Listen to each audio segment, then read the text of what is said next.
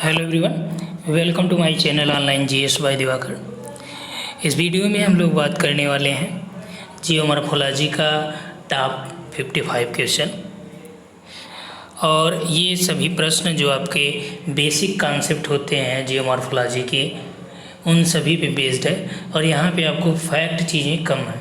ठीक, तो एनटीए का जैसा कि आप सभी लोग जानते हैं, जो एनटीए का अब ट्रेंड है उसमें फैक्ट बहुत कम दे रहा है। अब थोड़ा सा वो चीज़ों में डिटेल जाके कॉन्सेप्ट वाइज दे रहा है। 2018 और 19 का पेपर सॉल्व करेंगे, आपको ये चीज़ें देखने को मिलेगी। तो जैसे ही एनटीए जिस ट्रेंड पे चल रहा है उसी के बारे में हम लोग बात करेंगे यहाँ पे। ठीक, थोड़ा सा हम डिटेल में यहाँ पे आपको बताते हुए चलेंगे सभी टॉपिक का, या जो भी क्वेश्चन यहाँ पे हम लोग सॉल्व करने वाले हैं। ठीक, तो यदि आप सितंबर का देने जा रहे हैं एग्ज़ाम, तो निश्चित तौर पे आप जो भी यहाँ पे क्वेश्चंस बताए जा रहे हैं, जैसे हमने क्लाइमेटोलॉजी का बताया, तो उसको नोट डाउन कर लीजिए। और जो भी एक्सप्लेनेशन बताया जाता है तो उसके पॉइंट वाइज नोट भी करते चलिएगा। तो ये आपके एग्ज़ाम के लिए बहुत ही महत्वपूर्ण होगा। यदि आप लोग पेड कोर्स का जो क्रैश कोर्स चल रहा है उसको लेना चाहेंगे तो इस नंबर पे आप लोग मैसेज कर दीजिएगा, वहाँ पे आपको डिटेल दे दिया जाएगा। अब ये क्रैश कोर्स इसलिए है कि आपका चाहे इसमें जो आपके नोट्स दे दिए जाते हैं या आपको जो वीडियो प्रोवाइड कराए जाएंगे, या आप असिस्टेंट प्रोफेसर दीजिए या टीजीटी पीजीटी दीजिए, हर जगह आपका ये महत्वपूर्ण होता है। ठीक, तो चलिए यहाँ से स्टार्ट करते हैं हम लोग की। निम्न में से कौन सा एक स्थल मंडल का वर्णन करता है? प्रश्न है हमारे लिए। ऑप्शन दिया है कि ऊपरी और निम्न प्रवार, प्रपटी और ऊपरी प्रवार, या प्रवार का मतलब मेंटिल है। ठीक, अपर और लोअर मेंटिल को, या क्रस्ट और अपर मेंटिल को, या क्रस्ट और क्रोड को, या मेंटिल और क्रोड को। तो यहाँ पे देखिए जो राइट आंसर हो जाएगा, स्थल मंडल का मतलब किसको शामिल किया जाता है इसमें? तो क्रस्ट और अपर मेंटिल को शामिल करते हैं स्थल मंडल के अंदर। ठीक, क्रस्ट और अपर मेंटिल को। राइट, नेक्स्ट आइए। लेहमैन असंबद्धता पृथ्वी के कोर और मेंटिल के बीच है। लेहमैन के बारे में पूछ रहा है, ठीक, कि कौन सा कथन इसमें सही है? तो लेहमैन असंबद्धता पृथ्वी के कोर और मेंटिल के बीच पाई जाती है।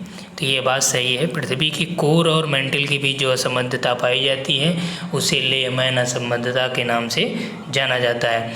अब देखिए, इन सभी असंबद्धताओं को जो इंटीरियर ऑफ द अर्थ है, ये आपके यूजीसी के सिलेबस में तो नहीं है, लेकिन हमने इसको आप लोगों को कराया भी है, फ्री वीडियो में भी कराया, प्लेलिस्ट में है, पेड कोर्स में भी हमने अच्छे तरीके से और कराया है। ठीक, तो वहाँ पे ये हमने बताया आपको कि सबसे पहले आपका कौन रहता है। कमेंट में बताइएगा कि अपर क्रस्ट और लोअर क्रस्ट के बीच कौन रहता है, कौन सी डिसकंटिन्यूटी पाई जाती है। ठीक, तो उसके बाद दूसरा स्टेटमेंट है कि सियाल पृथ्वी की बाहरी परपटी से संबद्ध होती है, जिसे स्थल मंडल कहते हैं, और सीमा इसकी निचली परत होती है, परत से संबद्ध होती है, जिसे मध्य मंडल कहते हैं। ठीक, तो यहाँ पे जो आपका सियाल, सीमा, नीफे, ठीक, ये कह रहा है कि जिसे स्थल मंडल, केवल सियाल आपका स्थल मंडल में नहीं आता है। ठीक, और कह रहा है कि सीमा इसकी निचली परत होती है, जिसे मध्य मंडल कहा जाता है। तो इसमें ये मध्य मंडल नहीं होता है। ये स्थनोस्फीयर होता है, बैरोस्फीयर होता है, वहाँ पे हमने आपको कराया भी है। तो जो यहाँ पे स्टेटमेंट आपका राइट है केवल, वो आपका 1 नंबर राइट है। ठीक, कहीं भी आपको किसी प्रश्न में कोई त्रुटि लगे तो आप निश्चित तौर पे बताइए। ठीक, कमेंट में बताइएगा कहीं भी आपको कोई त्रुटि लगे कि नहीं सर यहाँ पे इसका ये होना चाहिए, आप अपना जो भी सजेशन है आप यहाँ पे दे सकते हैं। मध्यवर्ती अंतर्भेदी आग्नेय चट्टानों का उदाहरण है। ऑप्शन है ग्रेनाइट, बेसाल्ट, डाइक, इनमें से कोई नहीं। ठीक, अब देखिए चट्टानों को भी आपके सिलेबस में शामिल नहीं किया गया, लेकिन हम इसमें शामिल करके प्रैक्टिस इसलिए करा दे रहे हैं कि कभी कभार आपका इससे रिलेटेड पूछ दिया गया है थोड़ा सा इधर उधर करके, क्योंकि जो स्थलाकृतियों का निर्माण होता है ज्वालामुखी के संदर्भ में, तो इस तरह की चट्टानें वहाँ पे बनती हैं, तो इसलिए थोड़ा सा उसमें दे दिया है। तो मध्यवर्ती अंतर्भेदी जो आग्नेय चट्टानें हैं उसका एग्जाम्पल आपका क्या है, यहाँ पे डाइक होता है। ठीक।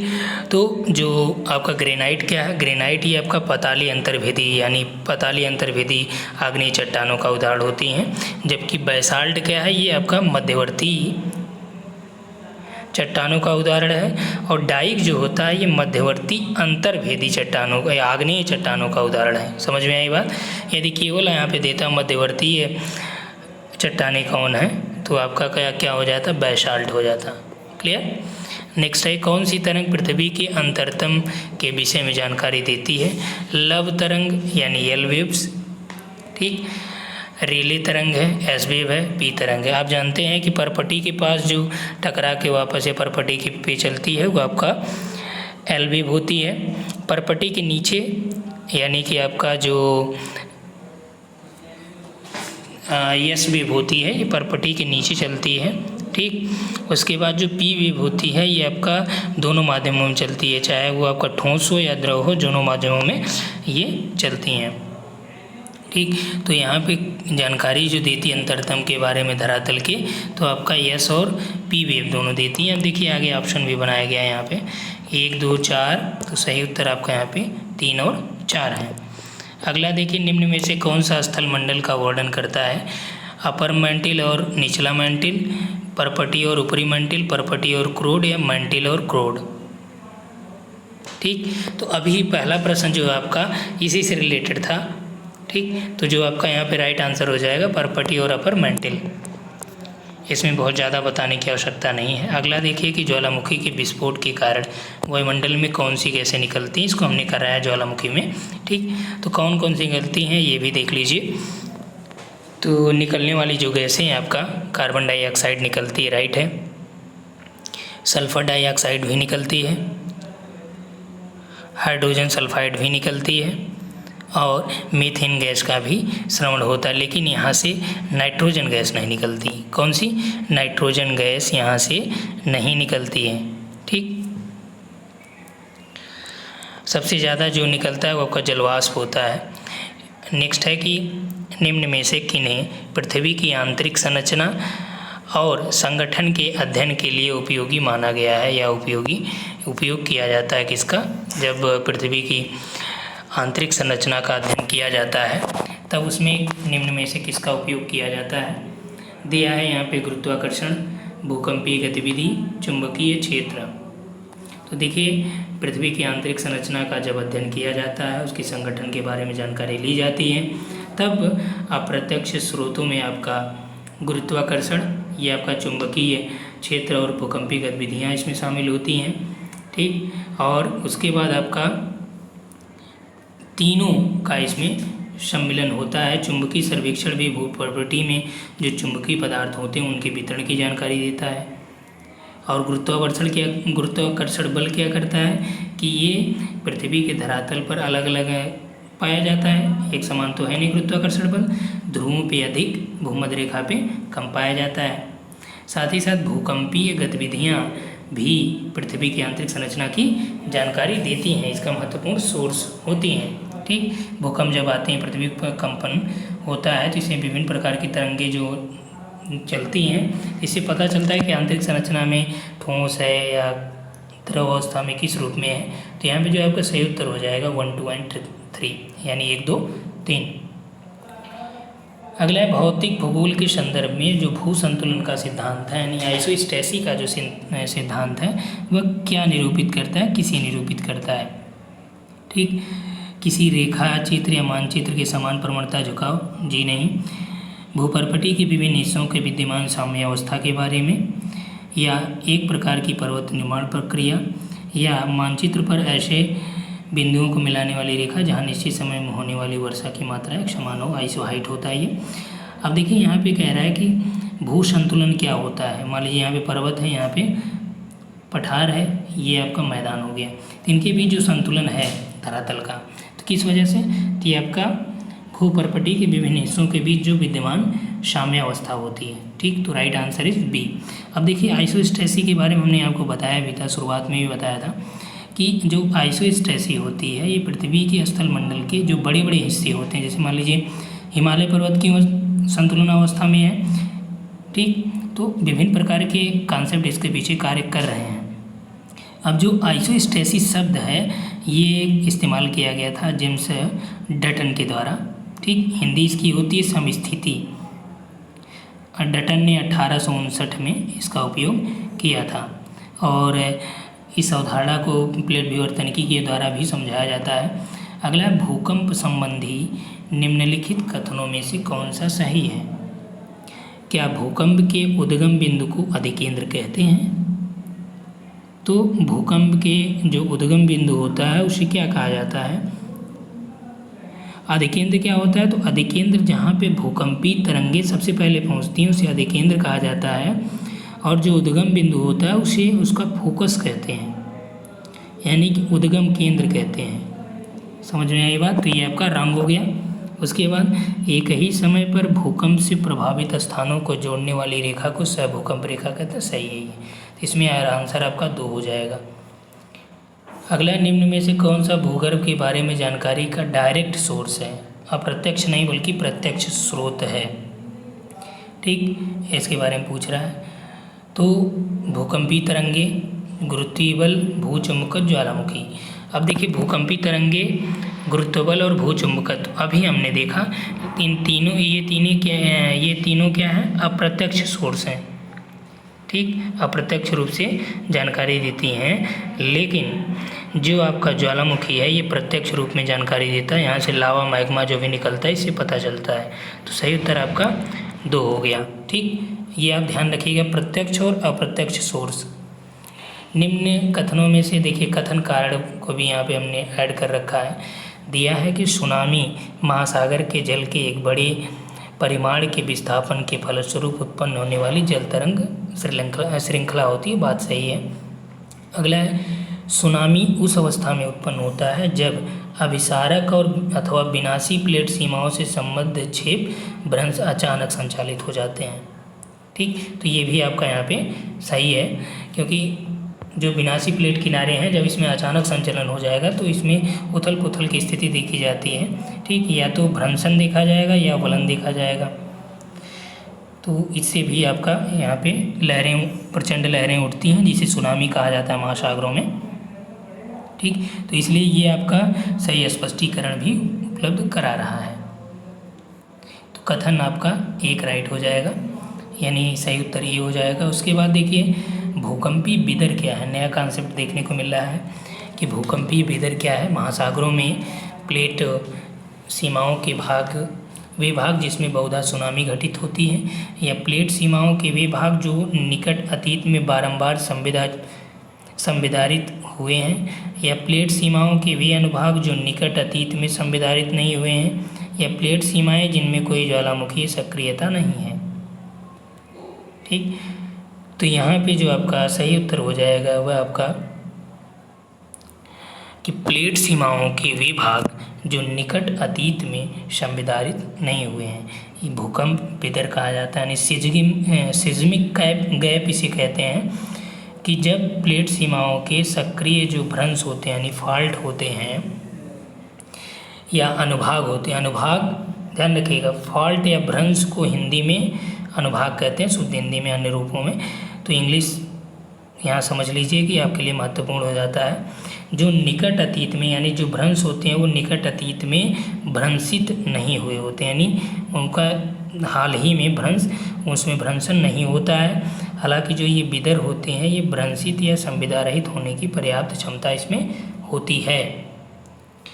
अगला देखिए, निम्नलिखित में से किस पर्वत में बहिर्वेदी ज्वालामुखी नहीं पाए जाते हैं? किस पर्वत में बहिर्वेदी ज्वालामुखी नहीं पाए जाते, यानी एक्सटेसिव वोल्केनो नहीं पाए जाते हैं? किसमें? तो जो एक्सटेसिव या बहिर्वेदी ज्वालामुखी है वो हिमालय पर्वत में नहीं पाए जाते हैं, जबकि अलास्का, रॉकी जो आपका उत्तरी अमेरिका का, एंडीज आपका दक्षिणी अमेरिका का, ये बहिर्वेदी ज्वालामुखी होते हैं। बहिर्वेदी का मतलब ये कि जिनसे लावा का उद्गार होता है। ठीक, नेक्स्ट है ज्वालामुखी के प्रकार है, उनकी अवस्थिति के बारे में दिया है। अब देखिए, सील्ड जो ज्वालामुखी है मिश्रित है, ज्वालामुखी कुंड है, पूरा बेसाल्ट है। तो जो गुंबदी सील्ड ज्वालामुखी है ये कहाँ पे देखने को मिलता है? सील्ड ज्वालामुखी आपका हवाई द्वीप पे, मिस्र ज्वालामुखी यानी कंपोजिट ज्वालामुखी आपका फिलीपींस में देखने को मिलता है। ज्वालामुखी कुंड कहाँ देखने को मिलता है? तो ज्वालामुखी कुंड इसे काल्डेरा कहा जाता है। काल्डेरा आपका इंडोनेशिया में है सबसे बड़ा। ठीक, पूर्व बैसाल्ट क्षेत्र जो होता है ये आपका भारत है, यानी कि जो फ्लड बैसाल्ट प्रोविंसेस जिसे कहा जाता है ये इंडिया है। क्लियर। नेक्स्ट है सरकम पैसिफिक बेल्ट के संबंध में कौन सा कथन सही है? सरकम पैसिफिक बेल्ट यानी कि आपका परिप्रशांत पेटी। ठीक, यह एक सक्रिय ज्वालामुखी परिमंडल है, बात सही है, सक्रिय ज्वालामुखी है। यह एक सक्रिय भूकंपीय परिमंडल है, तो ज्वालामुखी है तो भूकंपी भी होगा, जाहिर सी बात है। ठीक, यानी रिंग ऑफ फायर की बात चल रही है। यह एक अपसारी प्लेट परिसीमा है, अपसारी नहीं है बल्कि ये अभिसारी भी है। और इसमें देखिए तीनों जो आपका सरकम पैसिफिक बेल्ट होता है यहाँ पे, ठीक, चलिए मैप बना दे रहे हैं यहाँ पे, इससे समझ में आएगा आपको।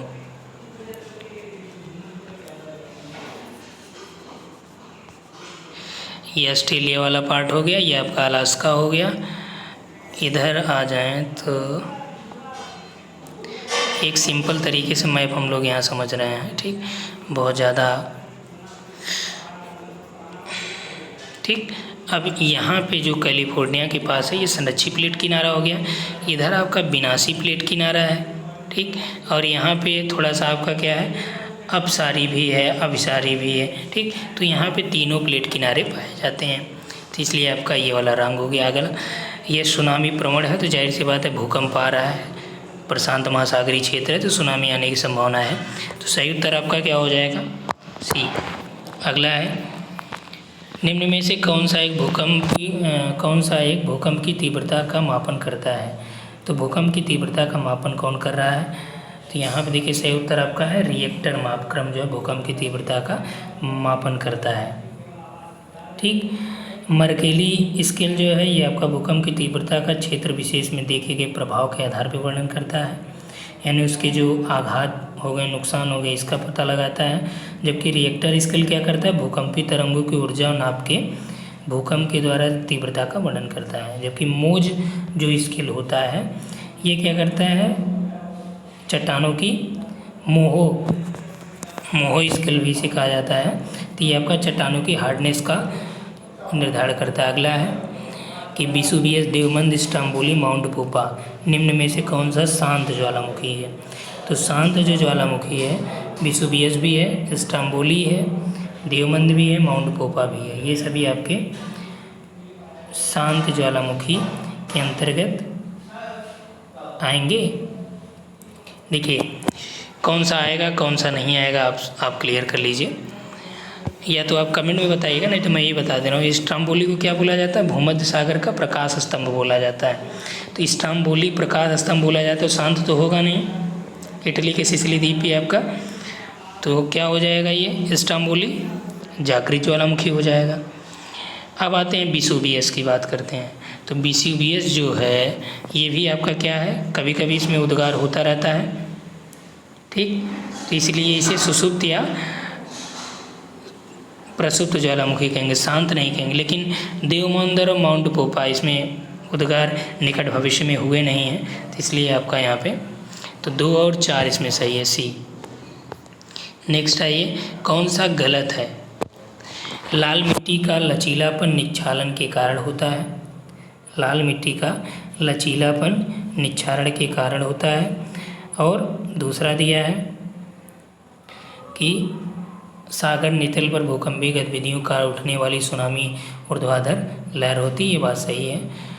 ऊर्ध्वाधर ये लहरों को ही सुनामी कहा जाता है। भूस्खलन भूमि की ऊपरी परत दरारें और द्रवीकरण भूकंप होने से वाली क्षति है, तो ये भी बात सही है। लघु ज्वारभाटा के दौरान पृथ्वी पर सूर्य और चंद्रमा का गुरुत्वाकर्षण बल एक दूसरे के समकोण होता है, ये भी बात सही है। समकोण होगा तभी निम्न ज्वार आते हैं, नहीं तो उच्च ज्वार की स्थिति देखने को मिलती है। अब देखिए जो तीनों सही है, तो कौन सा स्टेटमेंट निकला था? पहला वाला, जो लाल मिट्टी में लचीलेपन, ये लोहे के यौगिक यानी आयरन की उपस्थिति के कारण ये क्या होता है? रेड कलर का होता है। ठीक, निच्छालन जो क्रिया होती है लेटेराइट मिट्टी में होती है। अगला है कौन सा कथन ज्वालामुखी गतिविधि के संबंध में सही नहीं है। ज्वालामुखी के बारे में कौन सा सही नहीं है। ठीक, तो जब पिघला हुआ लावा अवसादी चट्टानों के बीच ठोस रूप में आता है तो इन चट्टानों की परतों के मध्य स्थलाकृतियाँ निर्मित होती हैं। बात सही है।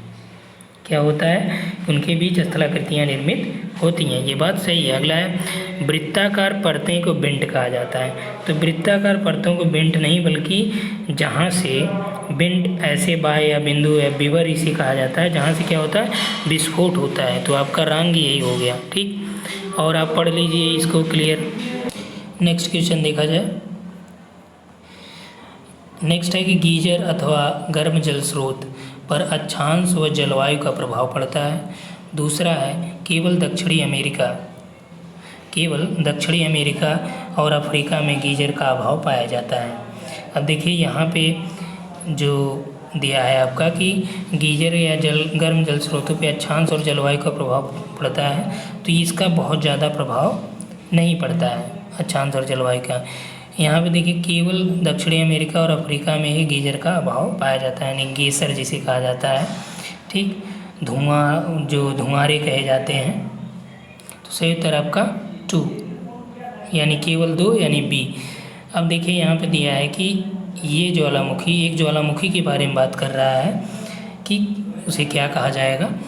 ये ज्वालामुखी मुख्यतः बैसाल्ट से निर्मित होते हैं जो तरल लावा के ठंडे होने से बनते हैं। यह लावा उद्गार के समय अत्यधिक तरल होता है, अतः ज्वालामुखी का ढाल तीव्र नहीं होता है। निकास नली से यदि पानी अंदर प्रवेश न करे तो सामान्यतः ये ज्वालामुखी कम विस्फोटक होते हैं। इन ज्वालामुखियों से लावा फव्वारे के रूप में बाहर निकलता है। हवाई द्वीप के ज्वालामुखी इसके प्रसिद्ध उदाहरण होते हैं। अब देखिए हवाई द्वीप, अभी हमने जस्ट थोड़ी देर पहले डिस्कस किया कि हवाई द्वीप के ज्वालामुखी किस प्रकार के ज्वालामुखी होते हैं, गुंबदीय शील्ड वाले ज्वालामुखी होते हैं। ऑप्शन देखा जाए मिश्रित ज्वालामुखी कुंड, बैसाल्ट, शील्ड। तो सही उत्तर क्या हो जाएगा यहाँ पे आपका शील्ड ज्वालामुखी। ठीक, अगला है वैसे भूकंप जिनका केंद्र 300 किलोमीटर से अधिक की गहराई पर हो। नेक्स्ट क्वेश्चन यहाँ पे दिया है वैसे भूकंप जिनका केंद्र 300 किलोमीटर से अधिक की गहराई पर हो उसे किस प्रकार का भूकंप कहा जाता है। अब देखिए हमने आपको भूकंप के टाइप में ये पूरा डिफाइन किया था। पाताली भूकंप, विवर्तनिक भूकंप, समस्थितिक भूकंप, इनमें से कोई नहीं। तो 300 किलोमीटर से अधिक गहराई पर जो भूकंप होता है उसे पातालीय भूकंप के नाम से जानते हैं। ठीक, ये कभी कभी इसकी उद्भव जो अधिक गहराई पे रहते हैं 500 से लेकर 700 तक भी ये किलोमीटर तक जाते हैं। ज्वालामुखी पर्वत और संबंधित देश। माउंट मेयान जो है वह किस देश में है ज्वालामुखी पर्वत, ये भी आपका नोट्स में दिया गया है। तो कमेंट में आप लोग ये बताएंगे कि कौन किसका है, ये प्रॉपर आप लोग लिख के बताएंगे कि जैसे माउंट मेयान के आगे क्या लिखिएगा, माउंट मेयान कहाँ का है, फिलीपींस। शास्ता रेनियर हुड कहाँ से है, शास्ता चिम्बाराजो हेक्ला, माउंट हेक्ला। ठीक, ये आप लोग कमेंट में बताएंगे। नेक्स्ट आइए, कौन ज्वालामुखी क्रिया से निर्मित अंतर्वेधी आकृति नहीं है।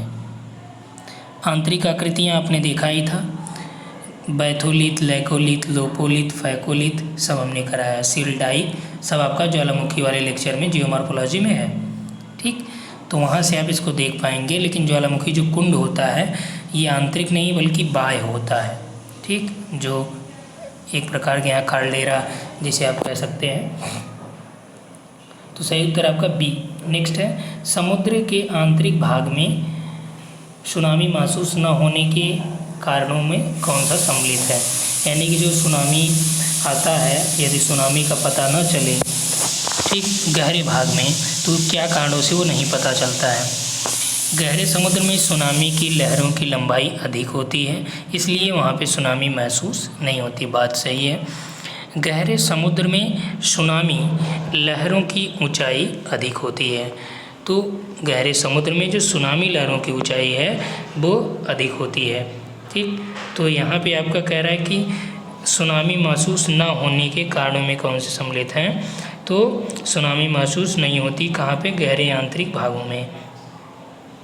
ठीक, क्योंकि क्या होता है कि गहरे समुद्र में सुनामी की लहरों की लंबाई भी ज़्यादा होती है और ऊंचाई वहाँ पे कम होती है। दिया है कि लंबाई कम होती है, ये रंग हो गया, ऊंचाई अधिक होती है, ये भी रंग हो गया। तो ऊंचाई कम, लंबाई अधिक, तो सही उत्तर आपका बी हो गया। नेक्स्ट आइए, विश्व के ज्वालामुखियों का लगभग 2/3 अटलांटिक महासागर के दोनों तटीय भागों, द्वीप चापों यानी जो द्वीप और आर्क शेप्ड होते हैं, ठीक, वहाँ पे या समुद्री द्वीपों के सहारे पाए जाते हैं। ज्वालामुखियों के लगभग कितने? 2/3 पार्ट किसके सहारे पाए जाते हैं? अटलांटिक महासागर के दोनों तटीय भागों के द्वीपों के सहारे पाए जाते हैं। तो ऐसा नहीं है। ये कहाँ पाए जाते हैं? आपका सरकम पैसिफिक बेल्ट में। अटलांटिक की जगह प्रशांत महासागर बोलता तो आपका सही हो जाता। अगला है कि ज्वालामुखी शंकु के मुख पर निर्मित अत्यधिक विस्तृत क्रेटर को क्या बोला जाता है? क्रेटर को काल्डेरा बोला जाता है। तो ये सही बात है, इसलिए ये रॉन्ग हो गया, 2 राइट है, बी वाला सही है।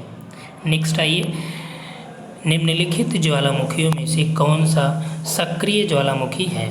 Mount Cameroon, Mount Kilimanjaro, Azores. तो सही उत्तर इसमें क्या है?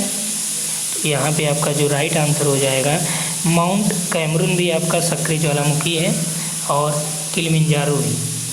ठीक, तो सक्रिय ज्वालामुखी में लगातार इसमें अक्सर विस्फोट देखने को मिलता है। कैमरून है, जोरस है, माउंट इटना है, इक्वाडोर है, कोटापैक्सी, एराइबस।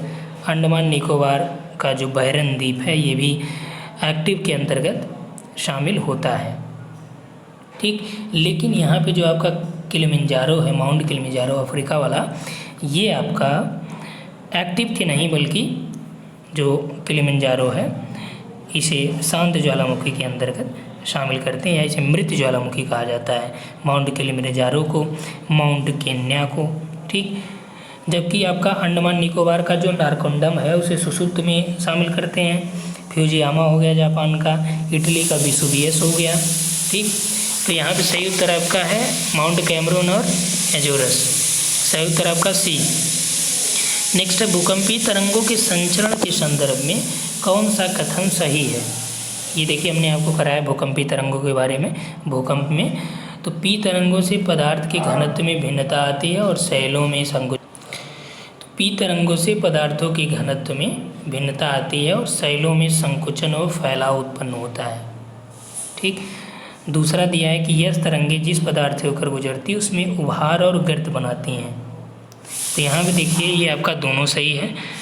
शैलों में संकुचन और फैलाव उत्पन्न करती हैं पी तरंगें। यह तरंगें जहाँ से जाती हैं वहाँ पे श्रृंग और गर्त यानी जिसे उभार और गर्त कहा जाता है, तो ये बनाती है। पी तरंगों को प्राइमरी वेव्स कहा जाता है, यस को सेकेंडरी, ये आप वहाँ से देख पाएंगे। तो यहाँ पे जो सही उत्तर हो गया सी हो गया। नेक्स्ट आइए, प्रशांत परिवेष्टक पेटी, हिंदी देखिए परिवेष्टक लिखा है, रिंग ऑफ फायर इसे कहते हैं। इसके संबंध में क्या सही है? इस क्षेत्र में बड़ी संख्या में भूकंप और ज्वालामुखी विस्फोट की घटना होती है। तो बात सही है, ज्वालामुखी विस्फोट की घटना होती है। अगला है, यह प्रशांत जुआन डिफुका कोकोज भारतीय ऑस्ट्रेलियाई नजका प्लेट उत्तरी अमेरिकी और फिलीपीन प्लेटों की सीमाओं के बीच स्थित है। तो यहाँ पे देखिए आपका ये जो आपका है फिलीपीन प्लेट इसमें आता है, ऑस्ट्रेलियाई भी आता है, कोकोज भी है, जुआन डिफुका भी है, नजका भी है, उत्तरी अमेरिका और फिलीपींस प्लेटों की सीमाओं के बीच स्थित है। कौन? सरकम पैसिफिक बेल्ट, जिसे रिंग ऑफ फायर के नाम से जाना जाता है, जिसमें सही उत्तर आपका हो जाएगा 1 और 2 दोनों। अगला है, निम्नलिखित में से कौन सा तटीय अपर्दनीय लक्षण है? यानी तटों के अपर्दन वाले लक्षण कौन कौन से यहाँ पे दिखाए गए हैं? तो यहाँ पे जो आपका हो जाएगा ऑप्शन 1 है खांच या नौच जिसे कहते हैं, तटीय मेहराब, भृगु या क्लिफ या हुक। अब देखिए ये हमने आपको कराया है, कमेंट में आप बताएंगे कि तटीय अपर्दन यानी समुद्र तटीय जो लहरें होती हैं उसके फलस्वरूप ये, तो कौन सा इसमें आपका सही है ये आपको कमेंट में बताना है। ठीक, नेक्स्ट आइए, महासागर की खड़ी काट में तीव्र लवणता परिवर्तन के क्षेत्र रूप में निम्नलिखित में से किसे जाना जाता है? किसमें? महासागरों में जो तीव्र काट होती है उसकी बात कर रहा है। तो ताप प्रवणता हैलोक्लाइन, प्रकाशीय क्षेत्र या पिक्नोक्लाइन, तो इसे कहा जाता है हैलोक्लाइन। क्या कहा जाता है? हैलोक्लाइन, जो महासागरीय जल में 300 मीटर से 1000 मीटर की गहराई पर लवणता में तीव्र परिवर्तन देखा जाता है और इन परतों को बोला जाता है हैलोक्लाइन। आप ओशिनोग्राफी के जो पेड कोर्स वाले मित्र हैं, ओशिनोग्राफी में आप जाइएगा तो वहाँ पे लवणता और घनत्व का जो PDF हमने भेजा है तो वहाँ पे आपको ये चीज़ें देखने को मिल जाएगी। पिक्नोक्लाइन भी है, हैलोक्लाइन भी है। ठीक, नेक्स्ट है कौन सी एक कोस्ट जलधारा है? तो कोस्ट यानी उष्ण महासागरीय जलधारा है। तो यहाँ पे देखिए आपका जो सही है वो आपका उष्ण महासागरीय जो जलधारा है वो क्यूरोसियो की जलधारा है। बेंगुएला, लेब्राडोर और पेरू, ये सभी जलधाराएँ ठंडी जलधाराएँ होती हैं।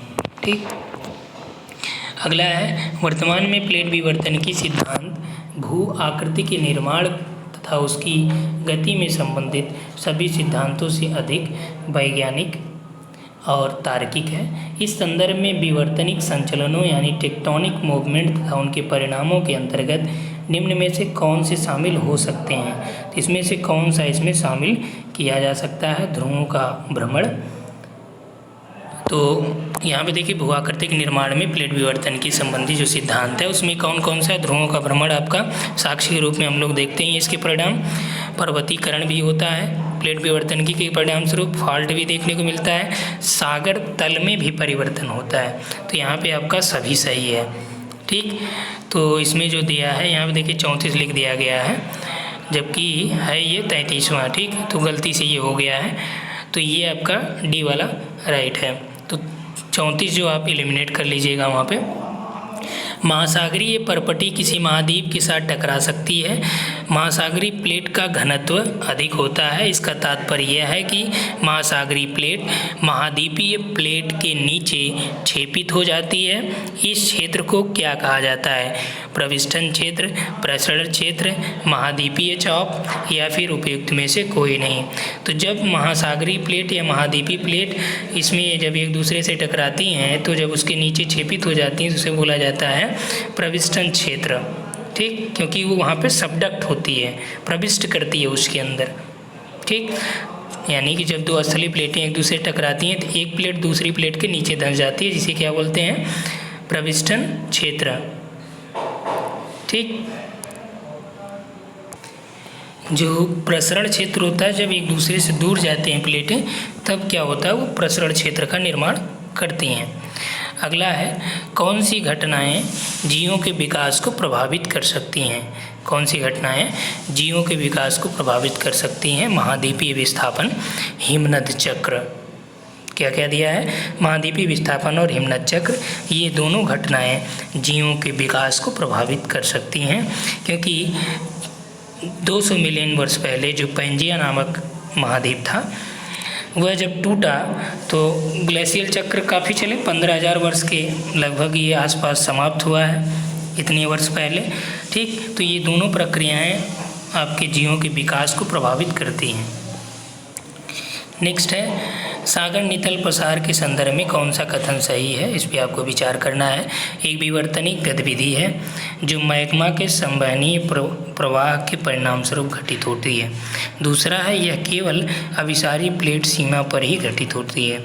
ठीक, तो यहाँ पर देखिए विवर्तनिक गतिविधि है जो मैग्मा के संवहनीय प्रवाह के परिणाम स्वरूप ये इसका इधर उधर संचलन देखने को मिलता है। दूसरा दिया है कि यह अभिसारी प्लेट सीमा पर ही घटित होती है। नहीं, दो जैसे सागर नितल का प्रसार अभिसारी नहीं बल्कि किस पे होता है? अपसारी पे होता है सागर के नितल का प्रसार। ठीक, तो यहाँ पे जो आपका सही उत्तर हो जाएगा वह एक राइट है। ठीक, केवल एक। नेक्स्ट आइए, अल्फ्रेड वेगनर द्वारा महाद्वीपीय विस्थापन के लिए खिंचाव बल के रूप में ध्रुवीय फ्लाइंग बल का संबंध निम्न में से किस परिघटना से लगाया गया था? गुरुत्वाकर्षण, ज्वार भाटा, पृथ्वी का घूर्णन, सौर ज्वाला। तो जो उन्होंने ध्रुवीय फ्लाइंग बल का संबंध लगाया वह पृथ्वी के घूर्णन से लगाया था। ठीक, नेक्स्ट आइए, किस क्षेत्र में प्लेसर निक्षेप पाए जाते हैं? प्लेसर निक्षेप किस में पाए जाते हैं? प्लेसर क्या होता है कि गतिशील जो कण होते हैं गुरुत्वाकर्षण प्रभाव के कारण भारी खनिजों के जो प्राकृतिक जमाव होते हैं उसी को प्लेसर निक्षेप कहते हैं। ठीक, इसमें विभिन्न प्रकार के खनिज पाए जाते हैं। तो ये कहाँ पे पाए जाते हैं? मग्न तट पे, मग्न ढाल पे, उत्थान पे, कहाँ पे? तो मग्न तट पे ये पाए जाते हैं। सागर नीतल प्रसरण के संबंध में कौन सा सही है? नेक्स्ट है कि मध्य महासागरीय कटक के समीप की चट्टानें क्या होती हैं? नवीनतम चट्टानें होती हैं। बात सही है, नवीनतम होती हैं। महाद्वीपीय चट्टानें समुद्री चट्टानों की तुलना में अधिक नवीन होती हैं। महाद्वीपीय चट्टानें समुद्री चट्टानें यानी महासागरीय चट्टानों की तुलना में अधिक नवीन होती हैं? नहीं, इससे पुरानी होती हैं। तीसरा है शिखर के दोनों ओर मौजूद चट्टानों में एक समान रासायनिक वर्ण विन्यास होता है। तो जो शिखर होता है उसके चारों ओर जो चट्टानें होती हैं उसमें रासायनिक संरचनाएं या चुंबकीय गुण में समानताएं देखने को मिलती हैं। तो यहाँ पे आपका ये राइट है। तो 1 और 3 यहाँ पे सही है। ठीक, नेक्स्ट है किसकी उत्पत्ति प्रवालों से मानी जाती है? ठीक, कौन से की उत्पत्ति प्रवालों से? लक्षद्वीप है, मालदीव, बरमूडा है, मेडागास्कर है। तो यहाँ पे देखिए आपका लक्षद्वीप भी है, मालदीव भी है और बरमूडा भी है। ये सभी आपके प्रवालों से इनकी उत्पत्ति मानी जाती है। ठीक, तो द्वीपों के टाइप में आपने देखा था प्रवाल द्वीप आपका मॉरिशस हो गया, बहामास है, बरमूडा है, लक्षद्वीप है, मालदीव है। ठीक, महाद्वीपीय द्वीप जो है श्रीलंका हो गया, मेडागास्कर, वैंकूवर, बैफिन द्वीप है। ज्वालामुखी द्वीप जो है आपका जो जापान हो गया, फिलीपींस हो गया, क्यूराइल है और एल्यूशियन है। आगे प्रायद्वीप और उनकी भौगोलिक स्थिति के बारे में दिया है। तो आइबेरियन जो प्रायद्वीप है कहाँ पे है? तो आइबेरियन प्रायद्वीप आपका बिस्के की खाड़ी में है। कहाँ पे है? आइबेरियन प्रायद्वीप बिस्के की खाड़ी है। बाल्कन प्रायद्वीप कहाँ पे है? तो बाल्कन आपका है काला सागर, कोला प्रायद्वीप, श्वेत सागर, केप यार्क, कारपेंट्रिया की खाड़ी। ठीक, केप यार्क ये वही आपका ऑस्ट्रेलिया के ऊपर वाला पार्ट सिडनी के। ठीक, आगे भ्रंश घाटी का विकास तब होता है जब दो भ्रंश रेखाओं के बीच का चट्टानी स्तंभ नीचे की ओर धंस जाता है। ठीक, भ्रंश रेखाओं के बीच का चट्टानी मान लीजिए ये है, ये है, ये है। ठीक, ये वाला भाग जब नीचे धंस जाए तो भ्रंश घाटी हो जाती है। जब ये ऊपर उड़ जाए तो इसे हॉर्स पर्वत भी कहते हैं। ठीक, तो सही उत्तर आपका ये वाला हो जाएगा। आगे है निम्नलिखित कथनों में विचार कीजिए। ब्लैक पर्वत का निर्माण तन्यता और संपीड़ित अंतर्जात बलों के कारण उत्पन्न दरारों से होता है। दूसरा है वाजिस पर्वत और ब्लैक फॉरेस्ट पर्वत, वाजिस पर्वत और ब्लैक फॉरेस्ट ब्लैक पर्वत है। ठीक, तो इसमें देखिए वाजिस और ब्लैक फॉरेस्ट तो ब्लैक पर्वत हैं ही। ब्लैक पर्वतों का निर्माण तन्यता और संपीड़ित अंतर्जात बलों के कारण उत्पन्न दरारों से होता है, ये भी बात सही है। ठीक, तो इसमें आपका 1 और 2 दोनों राइट हैं। नेक्स्ट आइए, मेरियाना खाई किस महासागर तल में स्थित हैं? दक्षिणी अटलांटिक, पश्चिमी, पूर्वी या उत्तरी? ये आपको बताना है, ये हमने आपको बताया है। मेरियाना गर्त कहाँ पे है? ठीक, ये कमेंट में आप लोग बताएंगे। नेक्स्ट है कौन सा निक्षेपण का स्थल रूप है? तो निक्षेपण भी आप लोग कमेंट बताएंगे, हमने इसको कई बार कराया है आपके लिए। ये स्टेलेक्टाइट, घोलरंध्र, लैपीज और गुहा। ठीक, 2 प्रश्न आपके लिए हो गए। नदियों द्वारा उनके मार्ग में बनी विशेषताओं को ऊर्ध्व प्रवाह के क्रम में यहाँ पे आपको क्रमबद्ध करना है। ठीक, तो क्रमबद्ध की बात करें तो यहाँ पे जो आपका दिया है प्रपात, प्रपात के बाद क्या बनता है? विसर्ग बनता है। ठीक, विसर्ग के बाद आपका झील बनती है, उसके बाद डेल्टा बनता है। तो सबसे लास्ट में आपका डेल्टा हो जाएगा। तो लास्ट में देखिए कौन कौन से हैं? ये 2 हैं। ठीक, सबसे पहले यहाँ पे आपका प्रपात बनता है, तो ये आपका राइट हो गया। ठीक, नेक्स्ट आइए, कथन कारण दिया है किसी आकाष्ठ भू भाग में कहीं अधिक सर्वाधिक आमस्थलाकृतियाँ रूप घोलरंध्र या सिंकहोल होता है। दूसरा दिया है कि अस्थलाकृतिक रूप से एक घोलरंध्र ऐसा गर्त होता है जिसकी गहराई 1 मीटर से कम से भी आरंभ होकर कई 100 मीटर तक होती है घोलरंध्र में। तो यहाँ पे देखिए आपका जो सही कथन है कि काष्ठ भूभाग में कहीं सर्वाधिक आम स्थलाकृतियाँ के रूप में सिंकहोल होता है, राइट है। ठीक, ये कई 100 किलोमीटर तक होता है, 1 मीटर से प्रारंभ होके। तो दोनों कथन सही हैं, स्पष्टीकरण भी सही है। आगे है भू आकृतियाँ दिया है और उनकी अवस्थिति दिया है। जलोढ़ या अलुवियल फैन किससे बनता है? तो आपका ये कहाँ पे दिखता है? पर्वतीय गिरपद, यानी जो पर्वतपदी क्षेत्र होते हैं वहाँ पे थोड़ा कोबल पेबल ये सब होते हैं, तो नदी के बहाव की वजह से इनका भार ज़्यादा होता है, तो नीचे जब आते हैं तो यहीं पे निक्षेपित हो जाते हैं। वी आकार की घाटी, तो वी आकार की जो घाटियाँ कहाँ पे देखने को मिलती है? पर्वतीय क्षेत्रों में रहती है नदियाँ जब अपनी युवावस्था में होती है। डेल्टा, तो आपका समुद्र तट के निकट आपका ये डेल्टा देखने को मिलेगा। चाप जो झील है ये नदी के निम्नतर फैलाव के पास देखने को मिलती है। अगला है निम्नलिखित में से कौन सा एक चूना पत्थर स्थलाकृतियों से संबंधित है? तो जो चूना पत्थर से संबंधित है वो आपका बहादा है, जलोढ़ है, पेन है या फिर कास्ट है। तो कास्ट होता है जो चूना पत्थर से संबंधित होता है। आयरलैंड में छोटी झीलों को क्या कहा जाता है? आयरलैंड में जो छोटी झीलें होती हैं उन्हें क्या कहा जाता है? उन्हें लाऊ कहा जाता है। क्या बोला जाता है? लाऊ। अगला है मरुस्थलीय भूमि पर पाए जाने वाली निम्नलिखित भू आकृतियों में से कौन सी एक अन्य 3 से अलग है? यहाँ पे आपको समझना है कि कौन सा एक अन्य तीनों से अलग है। यारडंग है, ज्यूगेन है, छत्रक शिला है, भालुका स्तूप है। ठीक, तो जो आपका इसमें अलग है वह है भालुका स्तूप, क्योंकि यारडंग, छत्रक शिला, ज्यूगेन ये सभी क्या हैं? अपरदन के कारण निर्मित हैं, जबकि भालुका स्तूप क्या है? ये निक्षेप होता है, इसमें जमा होता है बालू का। ठीक, अगला है मरुस्थलों की उत्पत्ति के संबंध में कौन सा कथन सही है? तो मरुस्थलों की उत्पत्ति के संबंध में कि महाद्वीपीय अवस्थिति या तट से दूरी मरुस्थलों की उत्पत्ति के कारण होते हैं, ये बात सही है। ठीक, कि इसी कारण से ये देखने को मिलता है। दूसरा है कि ये मुख्यतः उपोष्ण उच्च दाब के क्षेत्र जहाँ वायु अवतलित होती है, तो ये रंग है। गर्म महासागरीय धाराएं भी मरुस्थल निर्माण में सहायक होती थी, ये भी बात सही है, क्योंकि जो आपका जी नहीं, ये गर्म नहीं बल्कि ठंडी, ये वाला सही है, क्योंकि मुख्यतः उपोष्ण उच्च वायुदाब के क्षेत्र होते हैं ये क्या? मरुस्थल। ठीक, जहाँ पे क्या होता है कि हवा अवतलित होती है, यानी नीचे की ओर उतरती है। समझ में आई बात? जबकि गर्म जल धाराएँ महासागरीय धाराओं की मरुस्थलों के निर्माण में सहायक नहीं होती, बल्कि ठंडी जल धाराएँ होती हैं। ठीक, ठंडी धाराएँ मरुस्थल निर्माण में सहायक होती हैं। तो 1 और 2 इसमें सही है, यानी ऑप्शन 1। नदी के द्वारा निर्मित स्थलाकृति में कौन सा मध्य भाग में पाई जाती है? तो मध्य भाग में देखिए जो पाई जाएगी वो आपका गोखुर झील लास्ट में होता है लगभग। गुम्फित नदी भी, विसर्प जो है आपका विसर्पण, ये नदी के मध्य भाग में आरंभ होता है। ठीक, अगला है कौन सा कारक शैलों के अपक्षय से संबंधित या सम्मिलित है?